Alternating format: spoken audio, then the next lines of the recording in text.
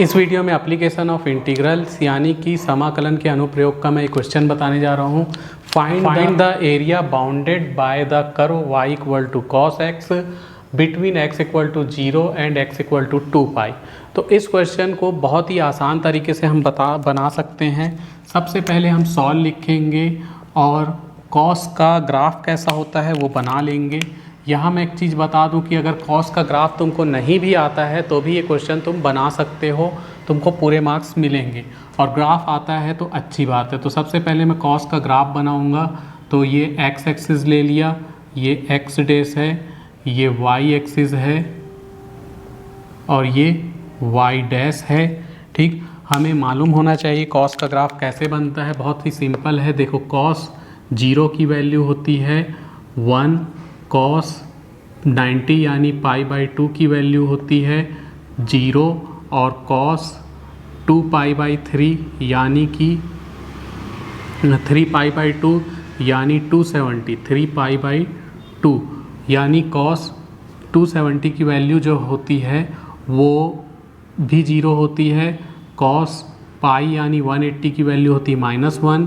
Cos 2 पाई यानी 360 की वैल्य/2 होती है, कॉस 2 पाई की वैल्यू भी होती है 1। अब कई बच्चे को पाई 2 पाई समझ में नहीं आ रहा होगा, तो यहाँ मैं बता दूँ कॉस 0 तो समझ में आ गया। कॉस π/2 यानी कॉस 90, कॉस पाई यानी कॉस 180, कॉस 3π/2 यानी कि कॉस 270,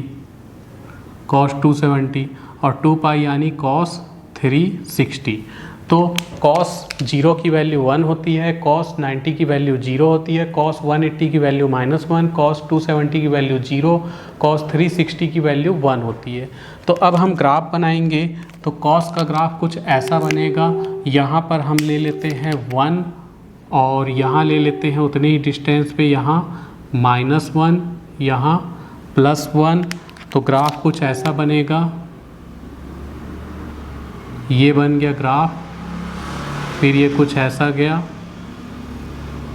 कुछ ऐसा गया। ठीक, इसको और एक्सटेंड कर देते हैं, समझ में आना चाहिए। ये हमारा एक्स एक्सिस है। तो कॉस का ग्राफ कुछ इस टाइप से बनेगा। ये है 2 पाई, ठीक, और ये तो 0 है और यहाँ पे रहेगा ये है पाई और ये π/2 यानी 90 और ये 3π/2 यानी 270। तो कॉस 0 की वैल्यू 1 होती है। ये y एक्सिस कॉस x की वैल्यू को शो करेगा, x एक्सिस डिग्री को शो करेगा। तो डिग्री जब 0 डिग्री है यानी 0 रेडियन है तो कॉस की वैल्यू +1 है। और जब ये बढ़ते बढ़ते 90 हुआ यानी π/2 तो कॉस की वैल्यू कम होते होते क्या हो गई, 0 हो गई। फिर ये एंगल बढ़ते बढ़ते पाई यानी 180 पहुंचा तो कॉस की वैल्यू -1 हो गई, ये -1 है और ये +1 है। फिर एंगल की वैल्यू बढ़ते बढ़ते 270 या 3π/2 हुआ तो कॉस की वैल्यू वापस 0 हो गई। फिर एंगल बढ़ते बढ़ते 2 पाई यानी 360 हुआ तो कॉस की वैल्यू +1 हो गई। कॉस की वैल्यू +1 से -1 के बीच में ही होती है। ये बात तुमको कई बार बताई गई होगी और आगे भी बताई जाएगी। कॉस की वैल्यू, साइन की वैल्यू, एंगल हम कुछ भी रखें, इनकी वैल्यू +1 से -1 के बीच में ही आती। तो ग्राफ ये ऐसे ऐसे ऐसे ऐसे ऐसे जाते ही रहेगा, कभी ख़त्म नहीं होगा।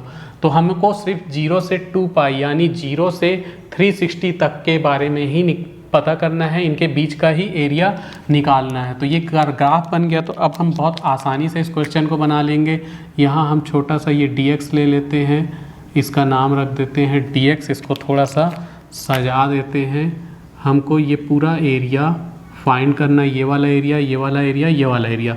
यहाँ मैं बता दूँ अगर ग्राफ तुमको नहीं भी आता है तो बिना ग्राफ के भी तुम बना सकते हो। बस तुमको ये मालूम होना चाहिए कि कॉस की वैल्यू 0 से 90 तक पॉजिटिव होती है, 90 से 270 तक निगेटिव होती है, 270 से 360 तक पॉजिटिव होती है। ये याद रखोगे तो बिना ग्राफ के भी ये क्वेश्चन बना लोगे। कुछ ऐसे भी याद कराया जाता है, ये 0 है, ये 90 है, ये 180 है और ये 270। ये 0 है, ये 90 है, ये 180, 270, 360। तो बताया जाता है 0 से 90 तक सब पॉजिटिव होते हैं, 90 से 180 तक साइन और कॉसेक पॉजिटिव होते हैं। तो जो कॉस है 90 से 180 तक निगेटिव रहेगा, फिर 180 से 270 तक टैन और कॉट पॉजिटिव होते, बाकी सब निगेटिव होते। मतलब जो कॉस है 90 से 270 तक निगेटिव, और फोर्थ क्वाड्रेंट में, ये फोर्थ क्वाड्रेंट होता है 270 से 360, यहाँ कॉस पॉजिटिव होता है। तो यहाँ देख सकते हैं 270 से ये 360, इस क्वाड्रेंट में कॉस पॉजिटिव होता है। फर्स्ट क्वाड्रेंट 0 से 90 में पॉजिटिव होता है। सेकंड और थर्ड यानी 90 से 180, 180 से 270 तक में कॉस निगेटिव होता है। तो ये जानकारी तुमको रखनी ही पड़ेगी, तभी इस तरह का क्वेश्चन बन पाएगा।